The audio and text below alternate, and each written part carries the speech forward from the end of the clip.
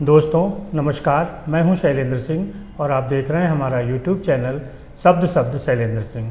आज हमारे साथ हैं रिद्धिमा सर्राफ जी, जो पेंटिंग आर्टिस्ट हैं, बुक्स भी लिखती हैं और दिल्ली की रहने वाली हैं। वहाँ पे उनका कार्य क्षेत्र है। बहुत सारी बातें ऐसी हैं जो आर्ट की फील्ड से, साहित्य की फील्ड से हम बात करेंगे। आज वो लखनऊ में हैं, तो बहुत स्वागत आपका। धन्यवाद। कैसा आपका शुरुआत रही? पेंटिंग से आपने शुरू किया या साहित्य से? मैंने पेंटिंग से शुरुआत की। हाँ। मैं बचपन से ही कला को लेके अनुरागी रही।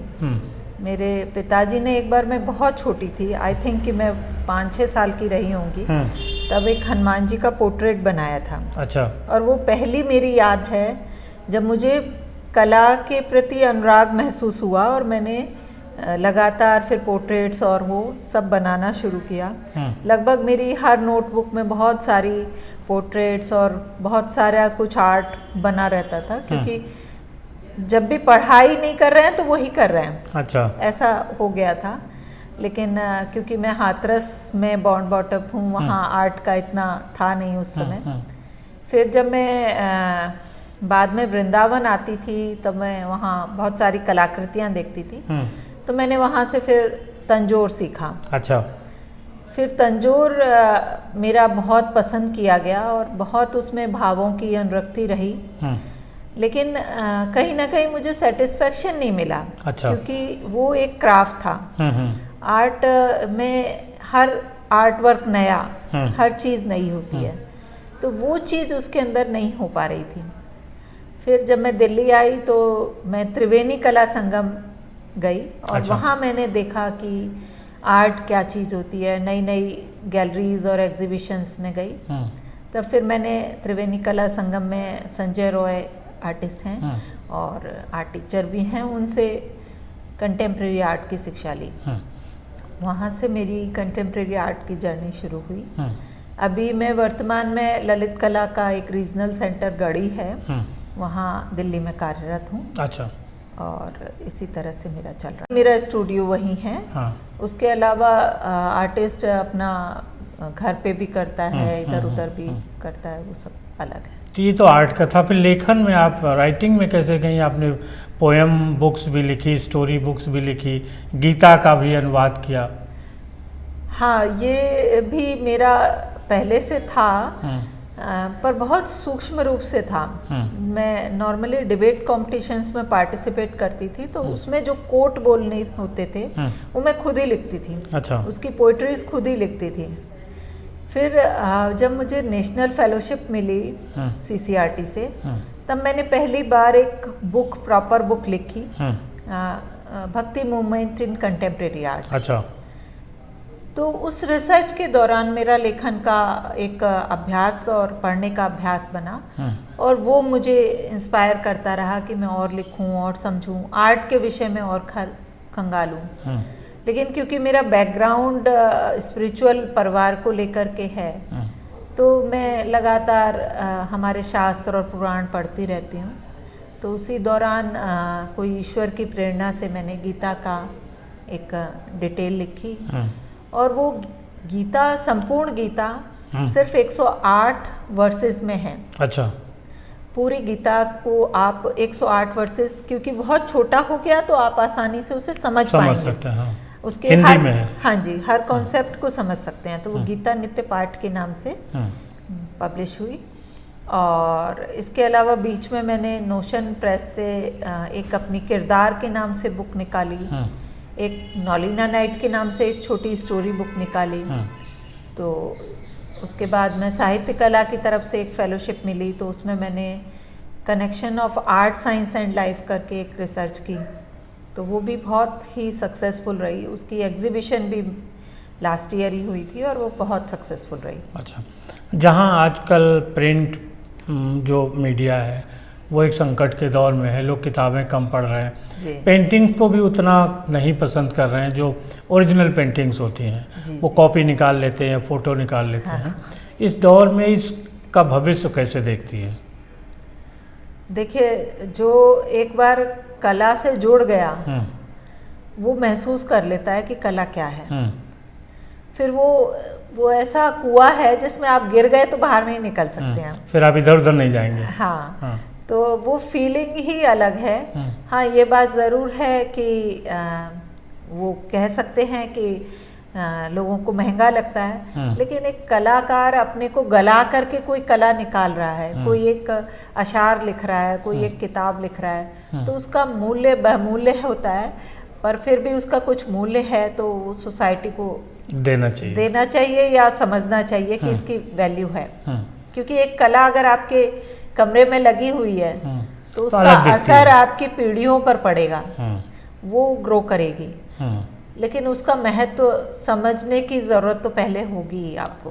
अच्छा, आपके पास बहुत सारे पेरेंट्स आते होंगे जिनके बच्चे इन फील्ड में काम करना चाहते हैं। हाँ। कैसे आपको लगता है कि ये बच्चा इस फील्ड में जाए तो अच्छा होगा और वहाँ उसका फ्यूचर ब्राइट होगा? एक्चुअली हर किसी के अपने स्ट्रोक्स होते हैं। अगर आप देखेंगे तो एक फैशन डिज़ाइनर के आर्ट स्ट्रोक कुछ खिंचे हुए अलग स्ट्रोक होते हैं, आर्किटेक्ट के स्ट्रोक एकदम अलग होंगे, कुछ फोक आर्टिस्ट के स्ट्रोक एकदम अलग होंगे।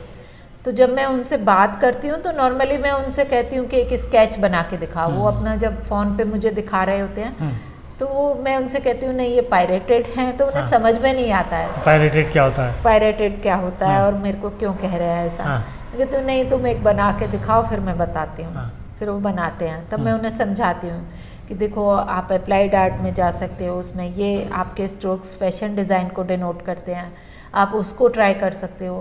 प्लस हमारे यहाँ जो एक अभी इन दिनों चला हुआ है NFT, तो उसका स्कोप मुझे काफ़ी अच्छा नज़र आता है और उससे सच मानो तो थोड़ा बहुत कभी कभी लगता है कि हमारी कैनवस मीडिया जो एक्चुअल आर्ट है उसके ऊपर कहीं ना कहीं इसका असर हो सकता है भविष्य में। अभी तो क्या है कि एक्चुअल आर्ट को NFT एक्सेप्ट ही नहीं कर रही है, NFT डिजिटल आर्ट को ही एक्सेप्ट कर रही है। तो मैं उन बच्चों को दोनों तरह से कहती हूँ कि आपका इसमें स्कोप भी बनेगा और आप आर्ट भी आगे ले जा पाएंगे और नया कुछ कर पाएंगे इस फील्ड में।